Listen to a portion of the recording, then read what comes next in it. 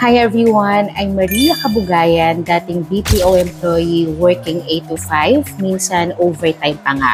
Pero alam mo yung feeling na kahit sobrang sipag mo, fixed pa rin yung income and madalas kulang pa din? For years, I thought yun yung security. Pero na-realize ko na ang totoong security pala is yung may kakayahan ka to build your own income stream. That's why when I discovered Ascensia International, sinubukan ko siyang gawin kahit part-time. Ginagawa ko siya after work, kahit pagod, kahit puyat. Kasi sabi ko sa sarili ko, kung magpapagod lang din naman ako, dapat doon na sa siguradong may future. Sa employment, you trade your time for money.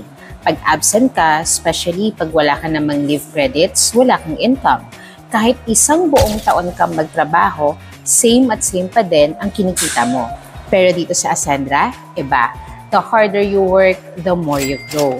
Dito, you get to build your own system, mentor people, and create an income that works for you, not the other way around. Ang maganda pa dito, the more na marami kang tinutulungang tao, the more na mas umaangat ka. Dito, hindi mo kailangan manalo mag-isa. Sabay-sabay tayong aangat. And the best part, dahil consistent ako sa business, bibigyan pa ako ni Ascendra ng all-expense-paid travel to Shanghai, China. Grabe, di ba? Kumikita ka na, may reward ka pa.